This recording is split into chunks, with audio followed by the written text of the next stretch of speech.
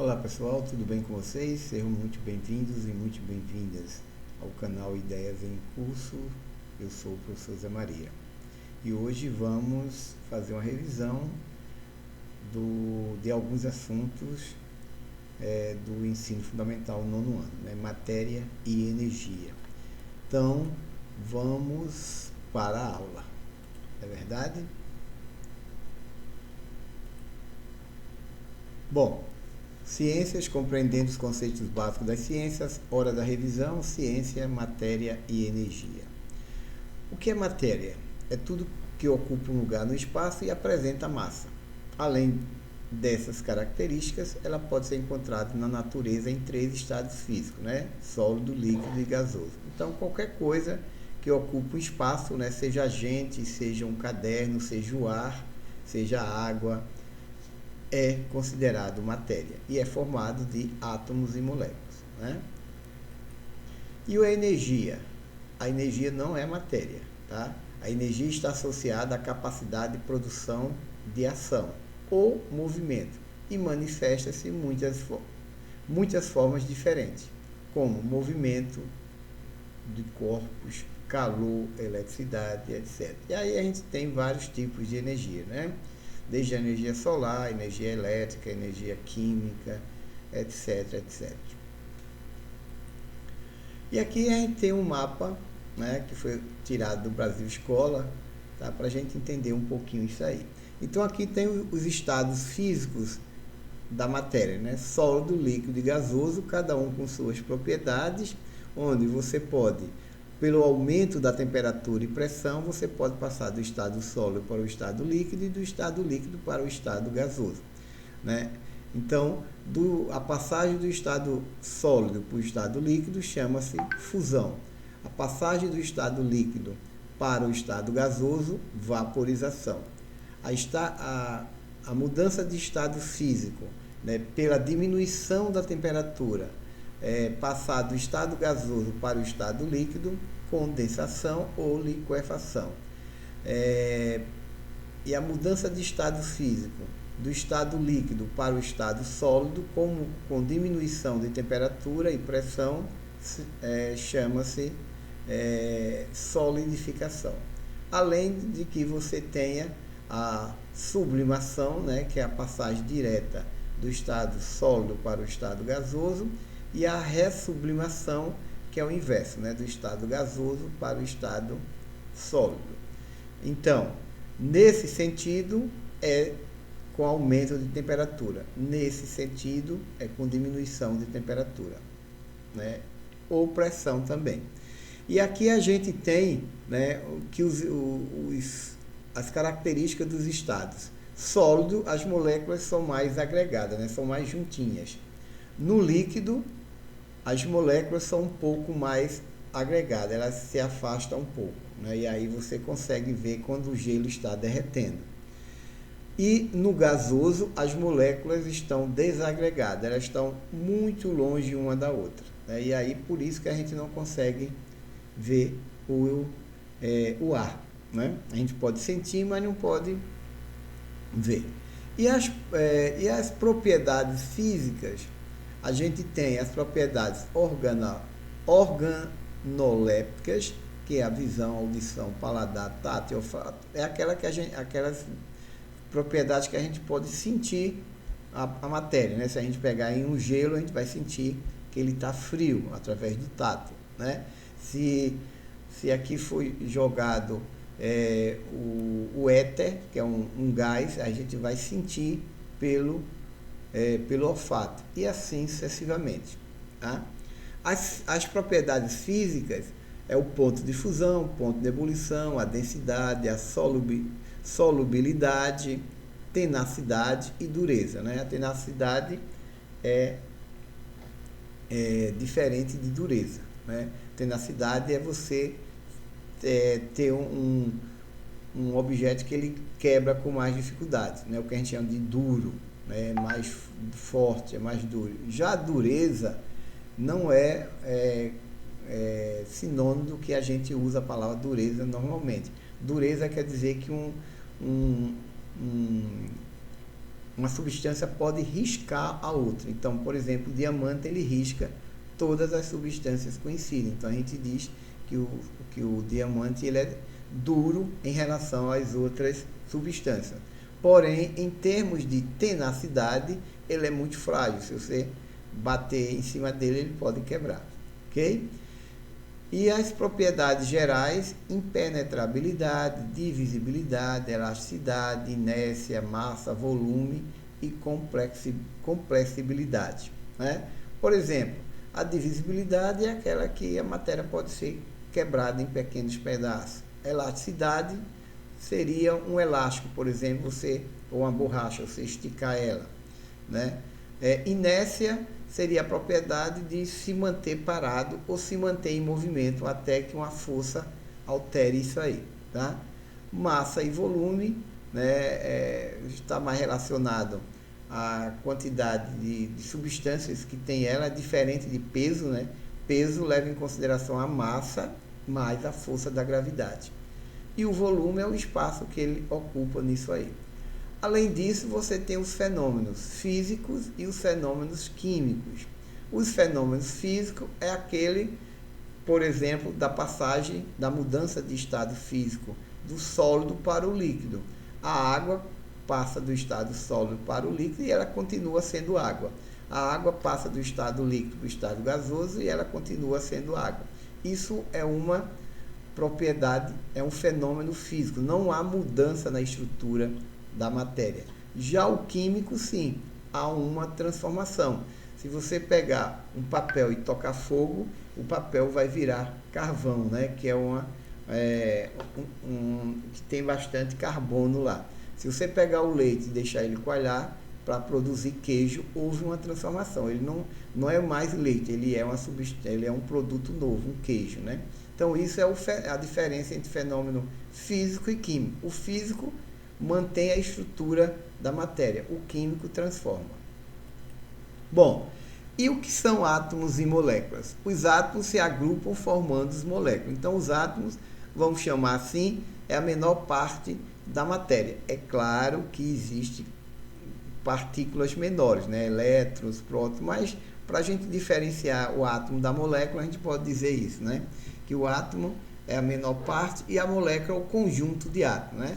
Então, a molécula é a menor porção de uma substância.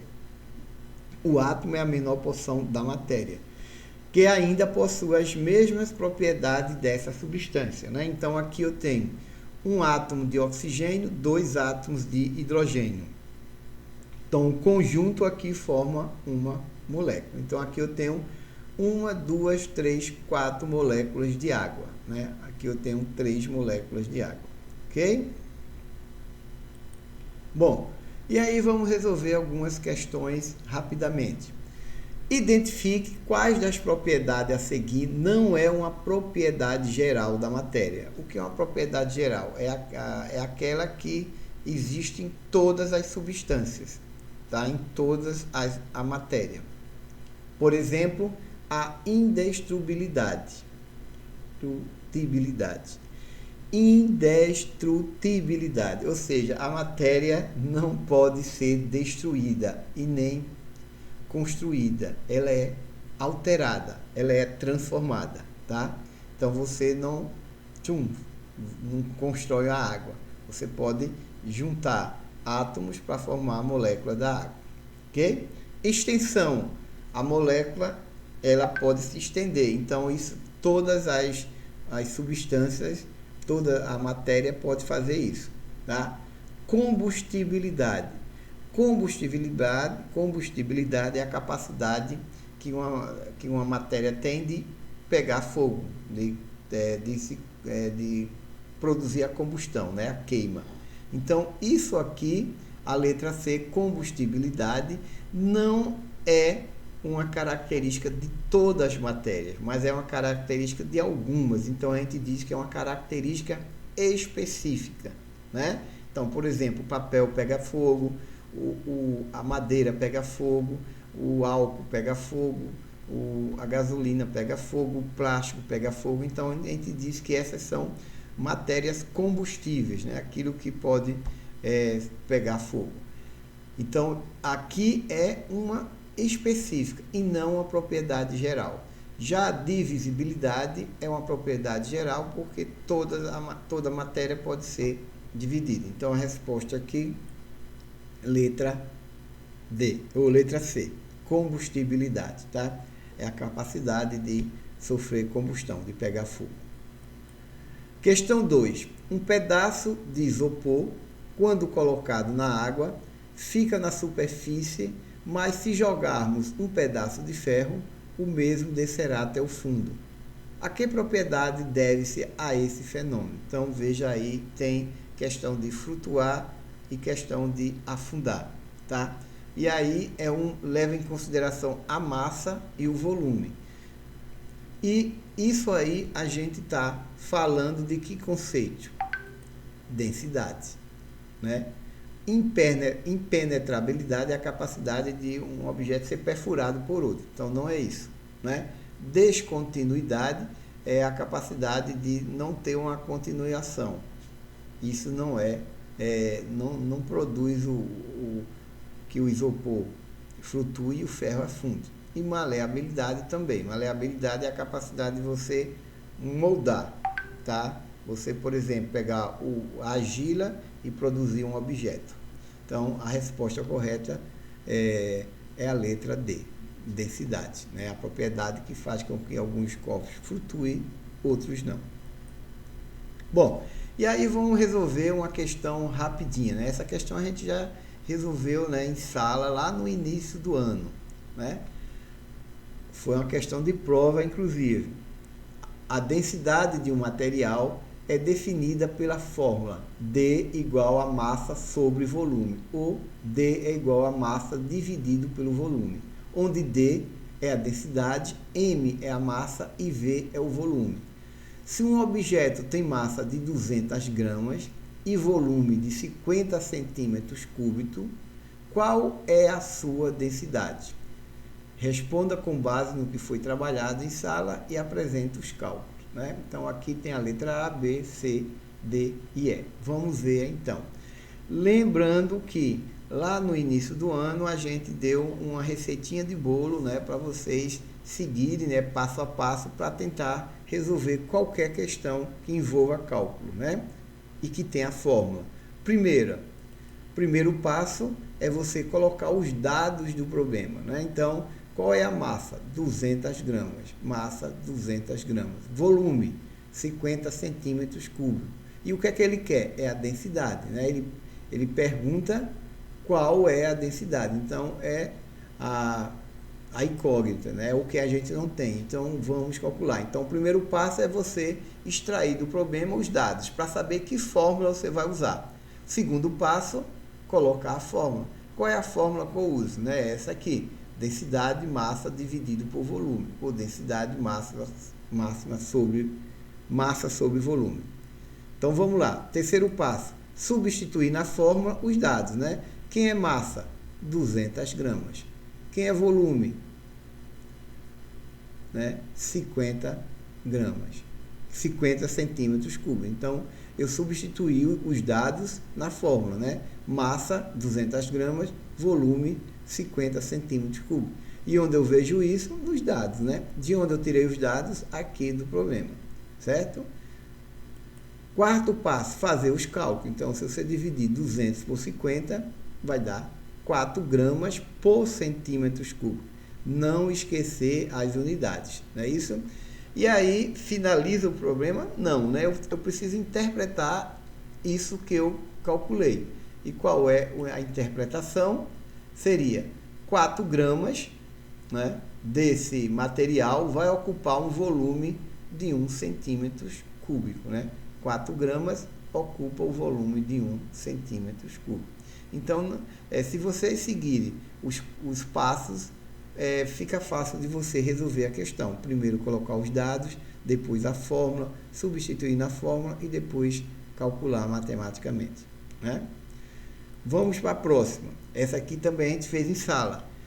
3 líquidos, água, benzeno e clorofórmio, foram colocados numa proveta, originando o seguinte aspecto. Então, ficou aqui em vermelho, azul e verde, né? Foi colocado corante e viu que um ficou em cima, o outro no meio e o outro embaixo. E aí a pessoa deu a densidade de cada um. Água, 1 grama por centímetro cúbico. O benzeno, 0,90 gramas por centímetro cúbico. E o clorofórmio, 1,53 gramas por centímetro cúbico. Aí ele diz, a tabela nessa aqui mostra as densidades de cada líquido. Baseando-se nessas informações e em seus conhecimentos sobre densidade, relacione as substâncias A, B e C com as mencionadas na tabela e justifique suas respostas. O que é que ele quer saber? Ele quer saber quem é a A, quem é a B, quem é a C, né?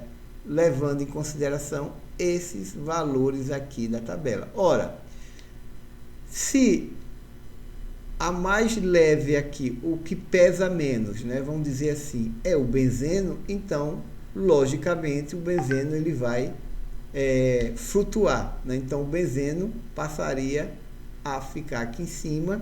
A água, que é mais pesada do que um benzeno, mais leve do que o clorofórmio, vai ficar no meio, né? E o clorofórmio de 1,53 gramas por centímetro cúbico é o mais pesado, né, de todos, ou seja, é o mais denso de todos, tá? E aí, qual seria a resposta então? O benzeno é o menos denso, né? Densidade 0,9 gramas por centímetro cúbico.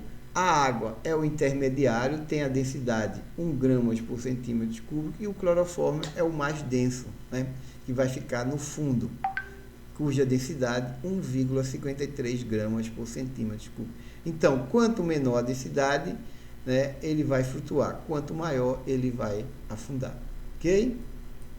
Bom, gente, o que a gente tinha para hoje era isso. Eu acho que deu para dar uma relembrada a vocês no que a gente estudou no início do ano, né?